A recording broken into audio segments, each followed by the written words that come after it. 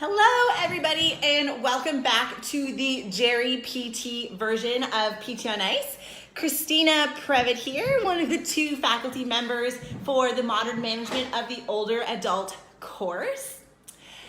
As you know, my partner Dustin did a follow-up to a Reader's Digest article where they were giving you the 14 exercises to never do over the age of 50. The reason why I'm coming on here a couple of minutes after 8:30 is because I just taught a class of 15 individuals over the age of 50, and we were deadlifting, we were doing high intensity intervals, and we were doing a whole bunch of exercises with weights.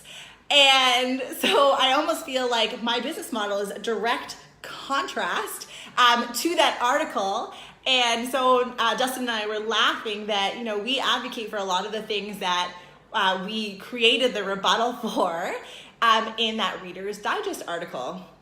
And so we have a really cool, I don't know if you guys have been following this, but we have a follow-up article that we are going to be writing with Dr. Sullivan, who's an ER physician who owns Grace Steel.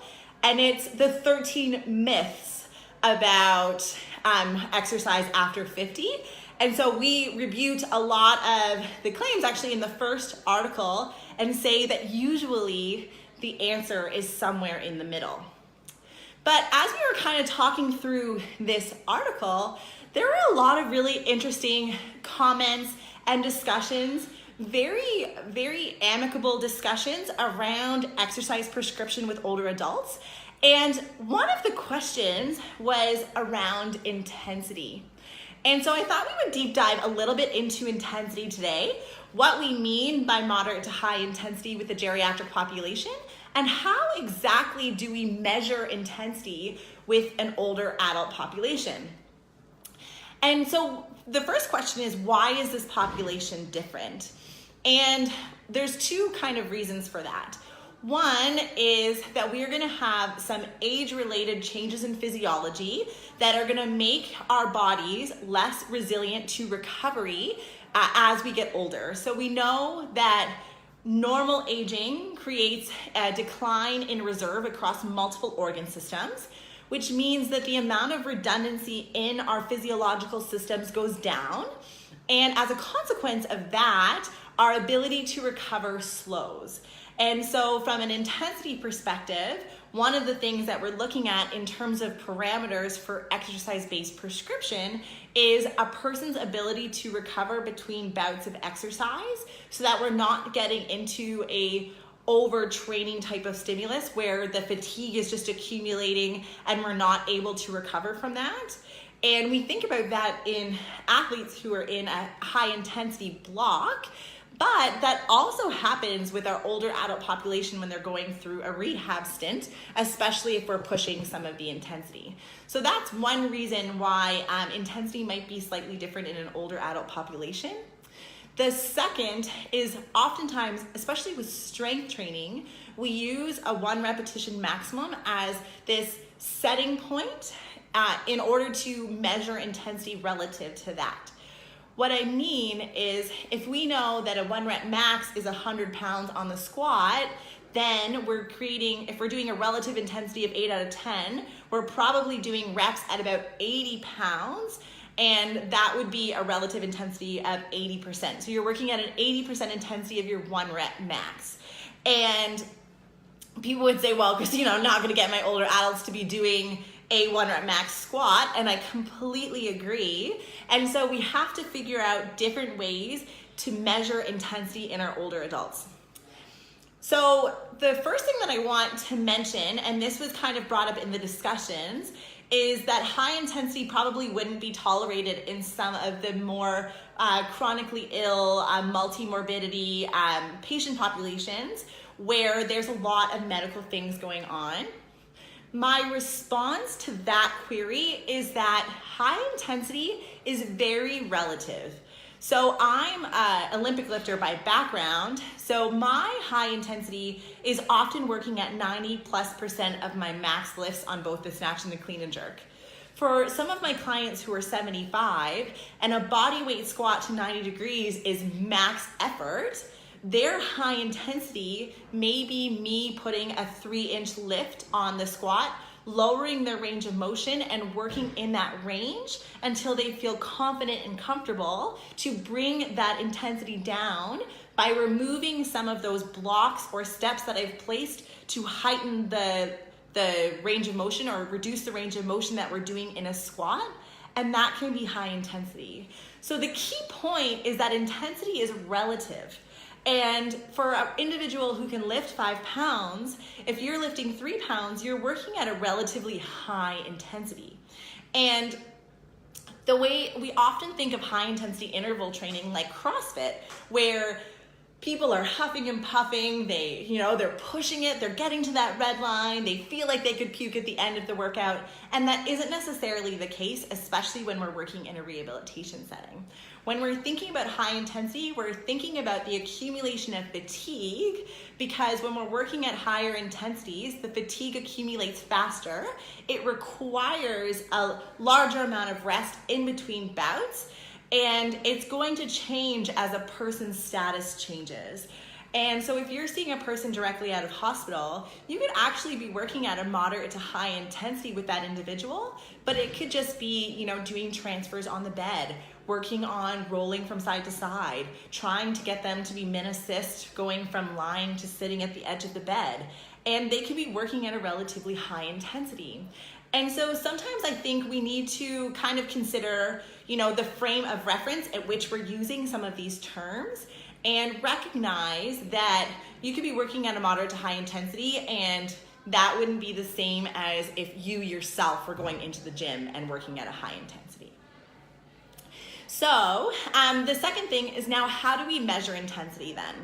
And I made a comment earlier on in the podcast saying that we are not going to be doing a 1 rep max on a individual who's over 80 who just got out of hospital, but we can see in a sub-maximal rep range and see how far they can go.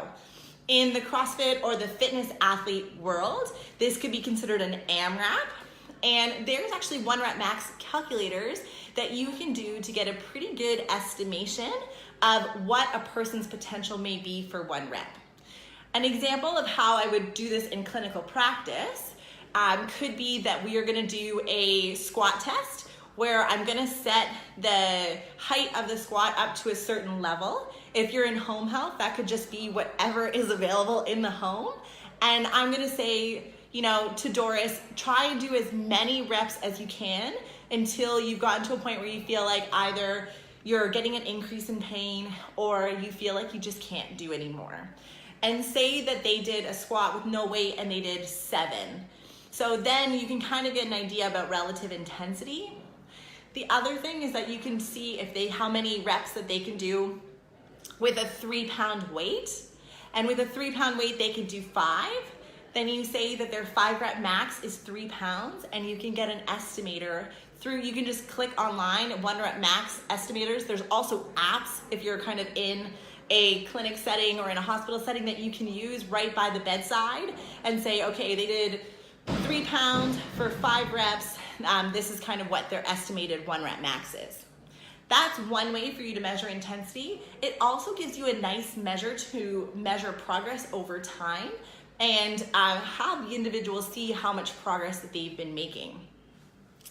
The other thing that we tend to use a lot in clinical practice is RPE, or rate of perceived exertion, especially with some of my older clients who aren't used to being on an exercise regime, even in a rehab context.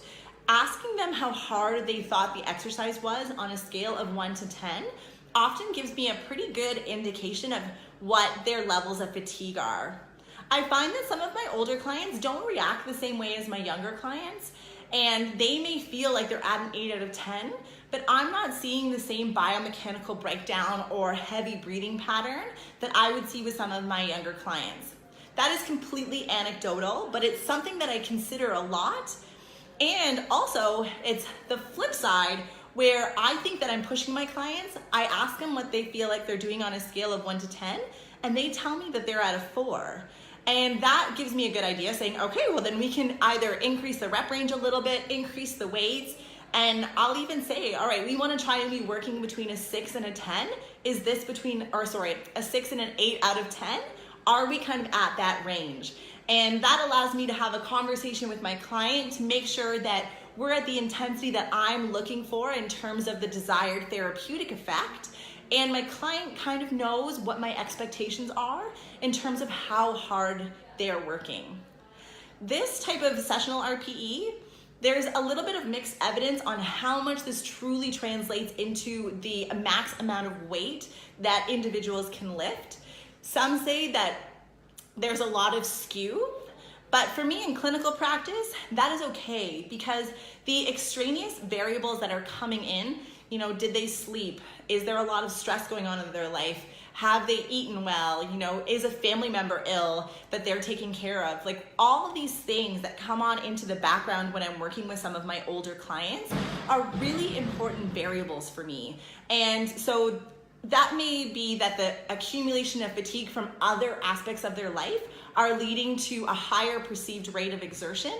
That's okay. It means that today we're just not pushing it as much and they're still feeling like they did something and they're working towards their rehab goals, but we're taking into account life because life happens and we need to make sure we're considering that. And so those are two of the ways that I measure intensity so that we're still getting into that moderate and high intensity range. And it's not that I'm pushing my older clients that they're doing CrossFit WODs by the end. I have some of them that are in their 70s and 80s and they're doing amazing, but it's all about meeting your client where they're at and measuring their intensity relative to them.